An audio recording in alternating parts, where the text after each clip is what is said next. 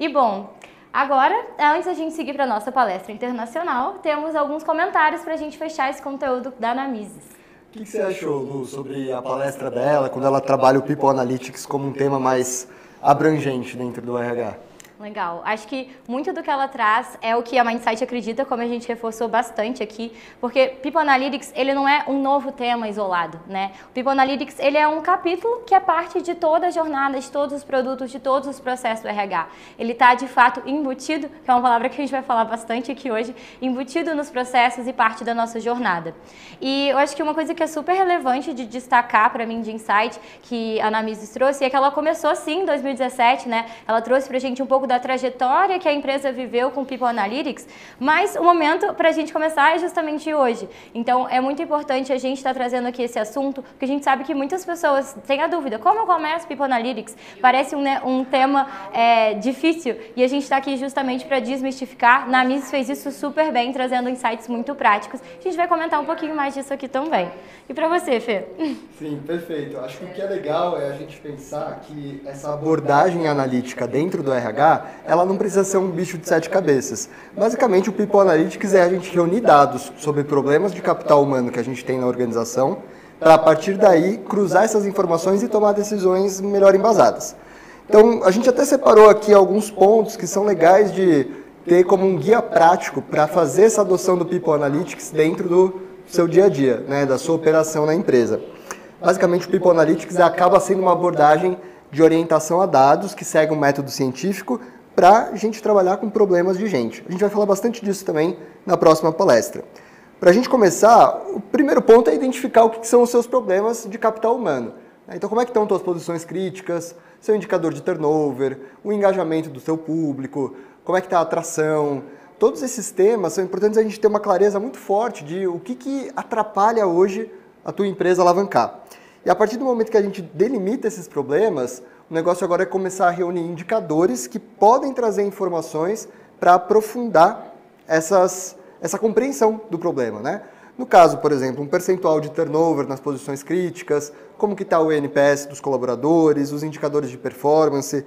Isso é legal a gente quebrar por grupos, então olhar para áreas específicas da empresa, para níveis de senioridade, para quebras de diversidade também, entender se existe algum ruído dentro dos grupos com os quais a gente trabalha.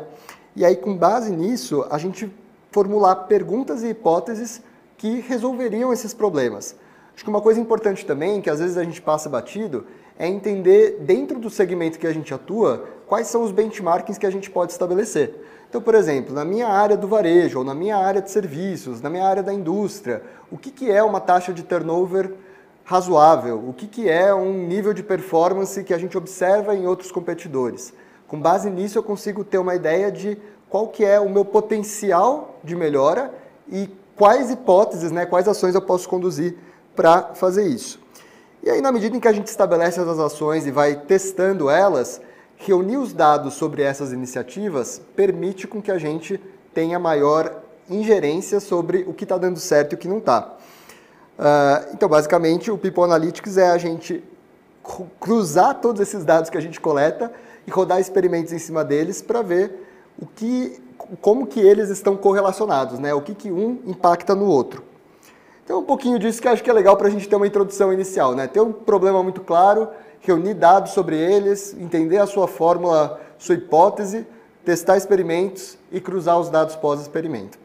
Legal, Fê. Eu acho que esse ponto de vista, né, essa narrativa, ela é um ciclo analítico de dados. A gente costuma conversar bastante que o processo experimental, científico, ele segue justamente esse espaço. Eu tenho uma hipótese e eu vou investigar os dados em relação a isso e vou chegar numa conclusão. E acredito que muito do que a própria Anamises trouxe foi uma aplicação prática disso em relação ao turnover. Então, a gente tem alguns exemplos bem legais desse caso que ela trouxe. A classificação de turnover entre funcional e disfuncional, uma proposta de experimento, né, uma proposta de resolução daquele problema, e aí depois ela direcionou já para o resultado. Olha, com as ações que eu fiz, intencionadas no turnover disfuncional que eu tenho ali, eu quero uma métrica específica. Então ela conseguiu o resultado ali de 50% para o turnover de um caso e 90% para a redução do turnover de outro caso. Então você está justamente aplicando essa ótica científica. E para mim, isso exemplifica duas coisas super práticas ferramentas que vocês podem trazer também para sua análise do RH, para começar o projeto de People Analytics.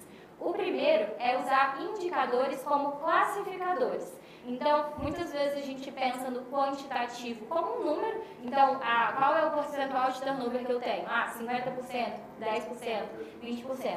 Tá. Como eu transformo isso num classificador? O que é muito alto? Muito alto vai ser se está acima de 20%. O que vai ser tolerável? Dentro de 10% a 20%. O que vai ser estável não é um motivo de preocupação, menos que 10%. O que esses classificadores vão ajudar a gente no dia a dia, além de olhar o número puro? Eles vão direcionar a gente para o foco, para a priorização, eles impulsionam a gente, inclusive, sobre onde eu devo olhar para traçar um plano de ação. Até nesse aspecto de classificadores, a gente pode pegar aqui no exemplo da Anamises, ela divide os turnovers que são de talentos e os turnovers que são de outros funcionários da empresa. Então, quando a gente acompanha essas métricas em separado, a gente tem um fator qualitativo para a análise também. Perfeito.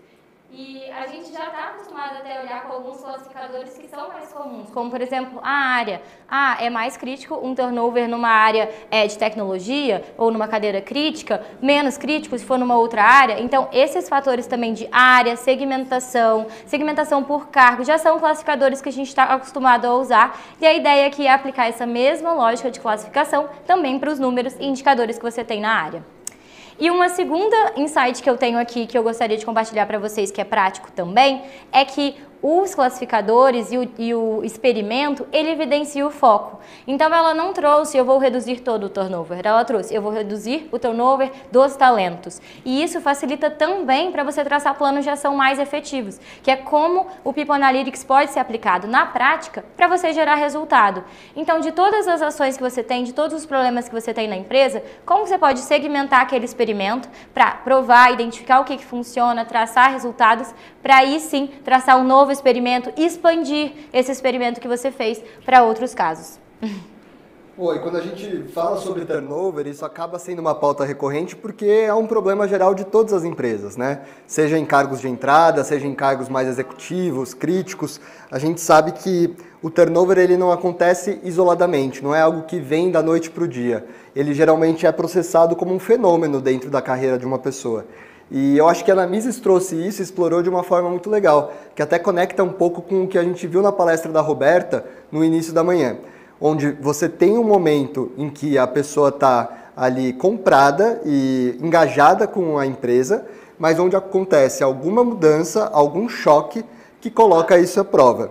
Então, existem fatores pessoais e situacionais que acabam impactando uma possível saída da pessoa, né? Ela tem um momento do pre-quitting, que é quando ela começa a considerar a possibilidade de não estar mais nessa empresa, um evento que impulsiona essa ideia e o turning point, que é quando ela recebe, por exemplo, uma proposta para ir para outro lugar, ou ela tem um último ponto ali dentro da história dela naquela empresa que faz ela tomar a decisão de saída. Então é muito legal quando a gente começa a perceber que se o turnover é um fenômeno que envolve várias partes, se a gente começa a monitorar os nossos talentos olhando para isso, a gente consegue ter uma noção melhor de onde agir e como agir. E aí acho que é legal a gente falar um pouquinho do Realistic Job Preview, né, que é uma abordagem que a Anamises usa para falar sobre como que a gente trabalha com a seleção de talentos para garantir com que a pessoa tenha uma noção clara de como que ela vai interagir dentro daquele ambiente. Então, basicamente, quando a gente fala de Realistic Job Preview, é quando a gente traz para um momento de seleção ou movimentação interna uma percepção clara sobre quais vão ser os desafios que essa pessoa vai ter, sejam eles desafios positivos, que geram engajamento, que são de bastante construção e crescimento pessoal, sejam desafios que acabam impactando um pouco ali na moral, que vão ter trabalhos mais difíceis, e tudo isso precisa estar claro para o profissional, para que essa quebra de expectativa não seja tão grande que acabe impactando uma saída muito breve. Enfim, o que você acha sobre isso? Legal, Fê, eu acho que são excelentes excelentes insights. E justamente quando a gente pensa sobre uma jornada, sobre uma sequência, a gente está falando sim também sobre a jornada do colaborador.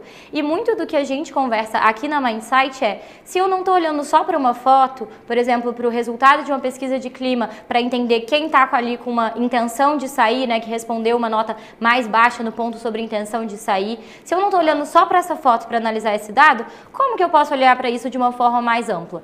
Então, muito do que a gente traz quando a gente fala sobre isso é olhar o colaborador não como uma foto, mas como um filme e registrar a sequência de acontecimentos do filme desse colaborador dentro da sua empresa. Então, hoje, por exemplo, a gente fala sobre o diário de bordo, quais feedbacks você deu para aquele colaborador, qual foi a nota de pesquisa de clima que aquele colaborador ponderou, como foi a performance dele, ele recebeu uma promoção, um aumento salarial recentemente, dado que ele tinha uma alta performance. Então, quando você começa a enxergar esse filme com cada capítulo ali, você também consegue entender um pouco mais sobre como está a perspectiva do colaborador na vivência dele na empresa. E aí sim, você consegue também predizer e agir em cima de um turnover de uma forma mais efetiva.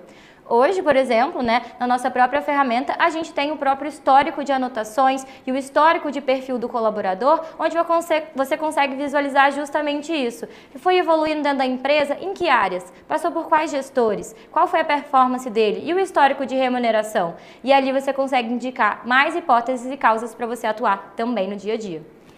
E no final, esse ponto acaba puxando muito o que a gente fala do Job Embeddedness, que a Anamises trouxe dentro da palestra com bastante ênfase, que é basicamente o quanto aquele colaborador, aquela pessoa que trabalha na sua empresa, tem um comprometimento com a organização e com a posição que ela está desempenhando ali dentro. O nosso objetivo como RH é garantir que esse Job Embeddedness ele seja o mais forte possível, né? Porque daí é nesse sentido que a gente consegue construir um capital humano que ele é vantajoso competitivamente, ele se diferencia de outros concorrentes e ele também se retém por mais tempo. Isso também tem muito a ver com a parte de cultura, que a gente falou com o Kiko mais cedo, e com todos os insights que a Roberta trouxe na palestra da Neon. Quando a gente fala sobre essa Job Embeddedness, a gente também começa a pensar em como que a gente traz esse ponto, junto com todos os outros, para uma visão analítica de forma a pensar num processo de People Analytics mesmo, né? Então, um pouquinho do que eu estava comentando antes. Lu, como uma empresa que nunca praticou People Analytics pode começar a incorporar isso? Legal. Acho que essa é uma pergunta que muita gente tenta responder sempre. E hoje o que eu vou trazer para vocês é uma ótica de duas perguntas espelho que podem te ajudar a direcionar. Então, o que é legal da gente entender? Quais são os processos que eu tenho hoje? Quais são os produtos, né, o RH, como a Roberta até falou mais cedo, né? Quais são os processos que eu tenho? Quais dados, indicadores, esses processos podem me fornecer? Então, numa ótica de mapear ali possíveis descrições, possíveis indicadores que eu posso mapear. Agora eu tenho uma base para onde eu posso olhar. E o que eu tenho do outro lado do espelho? Quais são os meus objetivos da empresa, os objetivos da área de RH? Quais são os projetos estratégicos que eu tenho? E aí eu penso, quais são os indicadores que vão poder mensurar que eu estou evoluindo nesse ponto, que eu estou evoluindo nessa iniciativa. E é justamente o cruzamento dessas duas métricas que você vai começar a construir seu People Analytics. Então, o caso que a Anamises trouxe, por exemplo, na palestra é, eu tenho um objetivo de redução de turnover de talentos. Onde eu consigo essa informação? Eu preciso da informação de talentos que o meu projeto, meu processo de avaliação de desempenho pode estar me entregando, e eu tenho o resultado de turnover como um dado da minha operação. Eu junto essas duas informações para alimentar um resultado de um projeto estratégico que eu tenho. Então, esse exercício de você enxergar os dois lados do espelho e fazer o seu mapeamento pode te ajudar a entender como criar cases como esses que a gente assistiu aqui.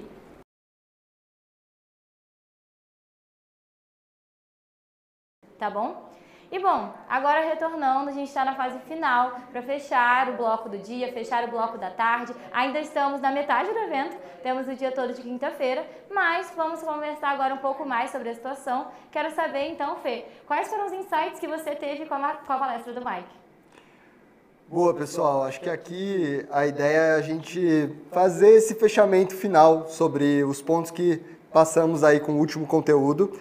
É legal a gente trazer essa visão do Mike sobre a diferença do People Analytics para o Embedded People Analytics, né? Que é basicamente uma forma de você integrar a análise de dados sobre pessoas diretamente nos produtos de RH que você já tem dentro da sua empresa, né? Aqui não falando necessariamente de um fornecedor, mas sim dos projetos que você roda recorrentemente para extrair insights e tomar melhores decisões.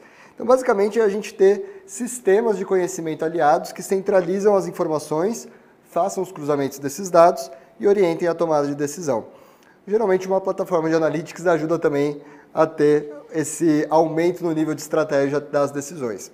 E tem alguns tópicos que o Mike colocou, que eu acho que são importantes, sobre tanto as hipóteses que a gente coloca, né, quando a gente vai fazer uma investigação sobre um problema que existe.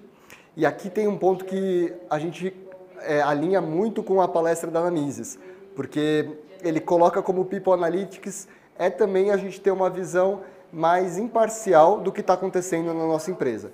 Então, basicamente, é você ter uma visão mais distanciada, né, menos envolvida emocionalmente ali com o problema. E isso é importante, porque, de outra forma, às vezes a gente pode acabar caindo em vieses de prioridade e vieses de análise. E eu acho que foi muito interessante a resposta que ele trouxe nessa parte de prioridade, indicando que muitas vezes a nossa prioridade ela é orientada pela demanda de um gestor ou por algum caso crítico que acontece, e a gente precisa ter essa conexão com a visão de negócio. Esse ponto também foi muito interessante quando ele trouxe a reflexão sobre produtividade, né? Elogiando inclusive a pergunta que veio durante o período que ele estava apresentando ali no chat. Quando a gente fala sobre o RH querendo se envolver para gerar maior produtividade e, por consequência, reduzir hora extra, gerar ali um maior aproveitamento dos seus recursos, né? A gente está falando de um RH que está super conectado com a estratégia do negócio também e de gerar um impacto num nível muito além da área isolada. Então, acho que isso é bacana porque retoma muito do tom que a gente veio trazendo durante o dia de hoje. Desde os insights que o Kiko trouxe com cultura, até toda a palestra da Roberta, indicando como algumas mudanças do RH realmente precisam ser feitas para a gente coordenar mais com o impacto no negócio. Eu acho que, no geral, foi uma palestra muito rica. E você, Lu? Legal, Fê. Acho que foram ótimos insights. E para mim, o que ficou muito claro, até pelo termo embedded, que é muito marcante na fala dele, é quando a gente traz justamente que o embedded está dizendo que o People Analytics, ele é mais do que a soma das partes dos indicadores, né? Esse todo, ele está aqui para trazer justamente uma visão mais completa que correlaciona não só entre os processos em si e os produtos, mas também com o objetivo de negócio. Então, acho que muito do que é importante a gente tirar de lição hoje, as análises que você tem, elas estão focadas só na estrutura que você tem de RH em projetos. Então, tem uma pessoa trabalhando na equipe com recrutamento e seleção, que está olhando só para os indicadores de recrutamento e seleção. Tem uma pessoa que trabalha na área de performance, está olhando só para os indicadores de performance. Eu tenho a correlação entre esses dados, eu estou olhando para quem está saindo, quem está ali com uma performance ruim, mas que foi uma contratação errada, eu estou conseguindo fazer esse fluxo entre os produtos e trazendo uma soma maior do People Analytics para a sua área. Então, acho que esse foi um insight maior que ficou para mim. E uma outra coisa que eu acho bem relevante do que ele falou é sobre para quem são esses dados, para quem são esses insights. Porque a intenção não é que todo esse conhecimento, toda essa análise que vocês construam fique somente focada no próprio RH. Não só é para impactar o negócio, mas também é justamente para ser distribuído para a pessoa que vai muitas vezes tomar a decisão naquele aspecto. Então, os gestores estão tendo acesso aos insights, os gestores que tomam uma decisão de dar um aumento para o colaborador, ele teve um insight de qual é a pessoa que está ali com a trajetória, que teve o processo correto para receber aquele aumento, ele está recebendo um insight de quem é a pessoa que ele deve mapear para sucessor, considerando que está no momento de crescimento de empresa e que ele precisa trabalhar algumas pessoas na área nesse ponto de desenvolvimento. Então, muito do que a gente precisa entender aqui é como eu direciono também as análises para as pessoas que precisam receber esses insights para o Analytics de fato estar distribuído na organização. A gente traz muito essa veia no nosso próprio produto de People Analytics, quando a gente procura colocar justamente os alertas na mão do gestor. Quem são as pessoas da sua equipe que são potencial turnover? Quem são as pessoas da sua equipe que são talentos e têm potencial promoção? Porque assim a gente distribui também as análises, além do RH e das BPs que são super relevantes, mas também levando para a ponta. No fundo, o que a gente está falando aqui é que se a gente pensa no sucesso de uma empresa a partir de métricas operacionais ou métricas financeiras, a gente também precisa pensar no sucesso da empresa a partir de métricas de pessoas. Aí para isso a gente precisa ter um bom arcabouço de reunir esses indicadores e conectar eles com os indicadores de negócio. Basicamente o People Analytics, ele, apesar de ser novo, ele acaba não sendo tanto mais uma opção no cenário competitivo que a gente vivencia entre as empresas. Porque se a gente quer alavancar o negócio e ter ali realmente uma postura competitiva frente a quem atua no mesmo segmento que a gente precisa transportar esse olhar de negócio para a atuação dos nossos talentos. E aqui envolve a gente fazer uma boa alocação baseado dentro do que são as habilidades e características desse profissional. Aqui o Mike, inclusive, falou bastante sobre o BARS, que é uma escala de comportamento que a gente usa em pesquisas, que você pode, de certa forma, aplicar também para fazer uma análise de posição. E o que pode parecer ali um pouco difícil de implementar, quando a gente começa de forma pequena, na verdade não é tão difícil, A gente pode selecionar uma área, um problema por vez, e até o que a Anamises trouxe da RD é que começa pequeno mesmo e a partir do momento que vai coletando esses sucessos, às vezes coisas pequenininhas mesmo, mas que já geram um impacto grande na operação, isso vai crescendo também. É isso, acho que a gente precisa se desafiar a não ficar tanto na zona de conforto e pensar em quais dados da nossa área podem ser usados para alavancar o negócio como um todo. Legal, Fê. E bom, acho que como um insight até do dia como um todo, a gente falou muito sobre os objetivos de negócio, conectar os seus indicadores com o objetivo de negócio. Que objetivos de negócio?